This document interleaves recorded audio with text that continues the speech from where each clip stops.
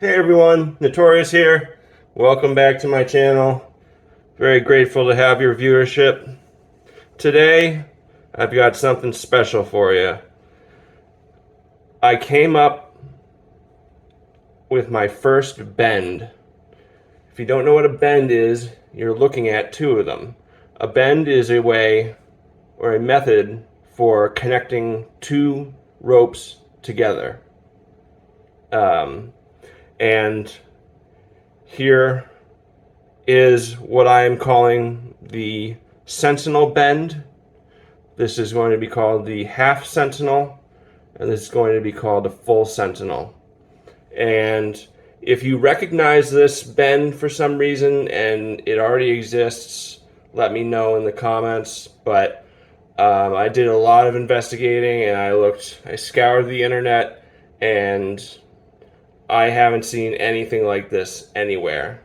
And so I'm confident in saying that I created my first bend.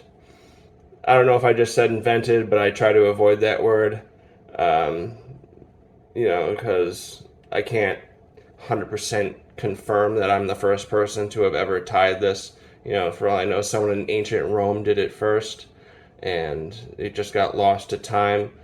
But I can definitely say I have originated or created what I believe is a brand new bend. So let's take a look at it. This is the half Sentinel, and this is very easily tied. It is not life supporting. I would not trust my life to this bend, just because with with cyclical loading and unloading, it's possible that it could potentially come undone. You know what I mean? It's not doing it now, but you see it slipping. And so that's a problem. But if you just need something, a quick, easy way to tie two ropes together, then once it's secured, if there's going to be consistent, tension on the line, then this is not going to budge. I'm pulling it as hard as I can right now, and it's not slipping. It just locks right in there. So you can see I tried to use two different color hitch cords to make it easier to understand what's going on. And this bend also is tied best with larger rope versus smaller,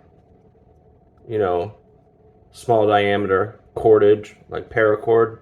It will work on them, but I just find that it tends to work better with larger rope. I have not tried to see if it'll work with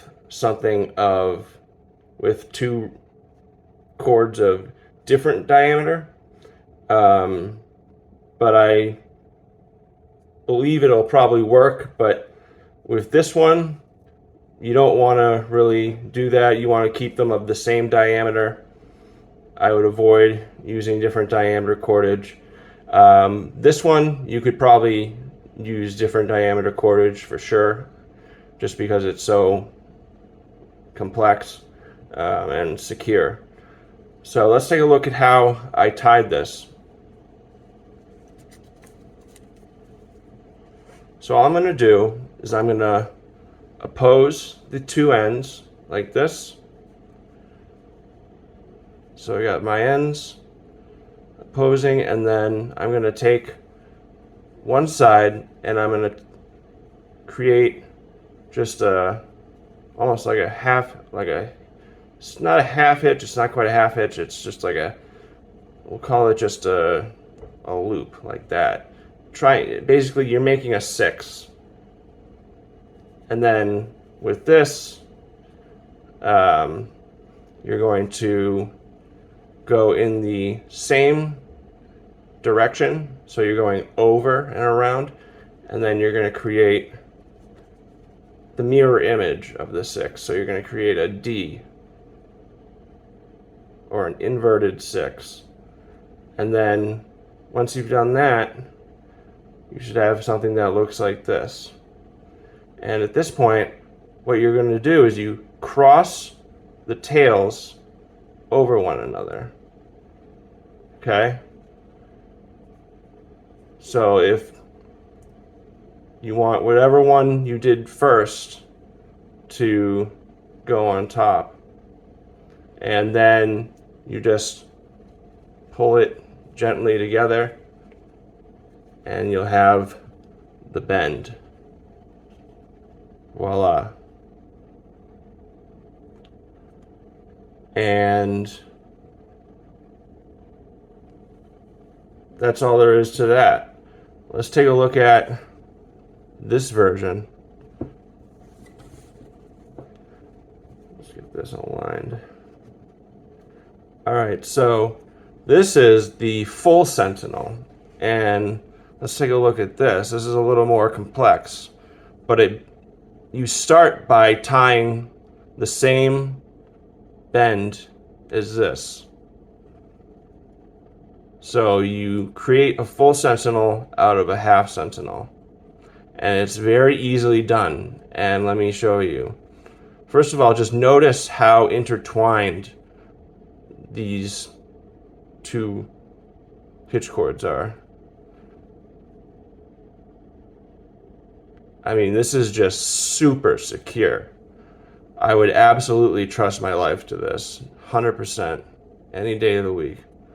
And you'll also notice that when you tie the full Sentinel, the tails end up on opposite sides of the knot. Whereas here, they begin on the same side. So let me show you how this is tied.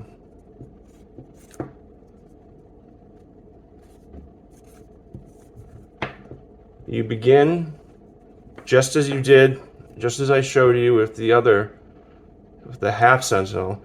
You start with a 6 around the other piece of rope, and then you create an inverted 6 or a D around the other rope. And once you have this, make sure you have, for this you're going to need a lot more tail, so you want to make sure you have long tails. In general, when you're using, if you were to actually use this, it would be ideal to have about 6 inches to a foot of tail for both tails, just for safety purposes. Although this is not going to be used for life support, you might be using it for something, to lift, or to tie down something important, and you don't want these to slip out. So give it some slack and give these about 6 inches to a foot each. And then, so same goes with the full Sentinel that I'm showing you now, although it's really not as important as with this one because this one is so secure, I doubt it would even move. So again, we're going to then cross over the tails and allow this to form the bend. Now keep this a little loose, and all you're going to do now to create a full Sentinel is with this tail, you're going to bring it through here. So you're going to bring it through here, and then with the other tail, we're going to flip this around and we're going to go through here. Okay? And now what we can do is we can dress and set the knot. And then look at that. You have the full Sentinel You can see that it looks the same on both sides. Sort of. Actually, no, it doesn't look. I'm sorry. It looks. You can see that these are both doing the identical thing. This is a mirror image of this. And then on this side, it looks a little different because we did the maneuver going under on both sides, or excuse me, over. And so they switched sides, which is pretty cool. And just looking at it, it goes through, then around this, and this is a good bend radius here. It's nice and a lot of rope for it to grab around and create friction. And then it goes around, another good bend radius here, going around itself and around the other hitch cord, and then it comes on out. And this is, I just don't see this ever budging. This is so secure. But I haven't done any real serious testing on it, you know, like pulling it to failure, because I don't have the equipment for that. I really want to get a dynamometer, which is a sort of a handheld computer that measures forces. You incorporate it into systems, and it, you know, takes a reading of how much tension is being applied, and that can be very useful for a lot of things, including, you know, testing things to see how strong they are. So yeah, that's that. I hope you found this to be interesting. I was really excited because this is the first bend that I've ever created, and I'm just surprised that this is so simple, and I don't think anyone has ever come up with it. And certainly I don't think anyone's come up with that. So, all right. Check out my channel if you haven't already. I've got all kinds of content, long form, short form videos. I got hitch how-tos, knot tutorials, and climbing videos. Don't forget to subscribe, hit that like button. Thanks so much for watching. Bye.